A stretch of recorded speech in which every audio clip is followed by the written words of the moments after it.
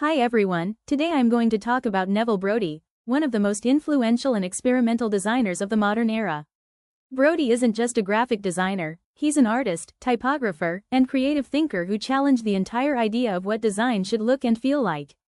His work pushes against traditional rules and encourages emotion, texture, and rhythm. I chose Brody because his creativity reminds me that design isn't about following structure, it's about expression and risk-taking. His work shows how design can actually speak its own language, beyond just words and images. Neville Brody was born in 1957 in London, right in the middle of an exciting cultural shift. He grew up surrounded by music, rebellion, and self-expression, things that later defined his art. At Hornsey College of Art, and later at the London College of Printing, Brody started experimenting with unconventional design. During this time, the punk movement was exploding across London. Brody became fascinated by its energy and rejection of the status quo. He used his design work to reflect that same rebellion, creating visuals that were raw, emotional, and sometimes even confrontational. You can really see how the urban noise of that time, graffiti, posters, album covers, found its way into his design approach. In a time when most designers followed clean, structured, and corporate layouts, Brody went the opposite direction.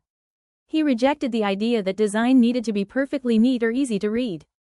Instead, he believed that design should make people feel something, even confusion, tension, or excitement. He mixed rough textures with bold shapes and experimented with type in ways that made viewers look twice. His layouts felt alive, like they were breathing and moving on the page. This fearless attitude made him stand out early in his career and help redefine what designers could get away with doing. Brody's most famous work came when he became the art director of the Face magazine in the 1980s. At the time, magazines followed predictable formats, clean grids, clear hierarchies, and quiet typography. Brody completely destroyed those expectations. He created layouts that layered text, overlapped images, and used typography almost like music, with rhythm, volume, and intensity. Some pages felt chaotic, but they also captured the culture of the moment. Loud, unpredictable, and full of life. Readers didn't just look at the face, they experienced it. It was visual storytelling through attitude. His success with the Face made him a cultural figure, influencing how magazines all over the world approached design. After the Face, Brody continued exploring visual experimentation as art director for magazines like City Limits, Lay, Actual, and Arena. Each project let him push design boundaries in new ways. For example, in Arena, he balanced high-fashion photography with distorted type and unusual grid systems. The result was sophisticated but still full of energy. He was proving that creativity and professionalism could coexist, that bold ideas didn't have to disappear once you worked with bigger audiences. Through all of this, Brody helped shape a new visual culture for the 1980s and 90s, one that wasn't afraid of imperfection. Typography became one of Brody's greatest passions. In 1991, he released his typeface FF Blur, which looked like it had been photocopied too many times. To most designers, that kind of imperfection would be a mistake. But to Brody, it was beautiful. He loved the way distortion could add personality, like a fingerprint that made the type unique. He treated letters as art forms rather than mechanical shapes. Every letter carried emotion, movement, and rhythm. FF Blur became so iconic that it's now part of the Museum of Modern Art's permanent collection. It reminds designers that fonts can have character, and that beauty can come from imperfection. In 1994, Brody founded research studios, which later became Brody Associates.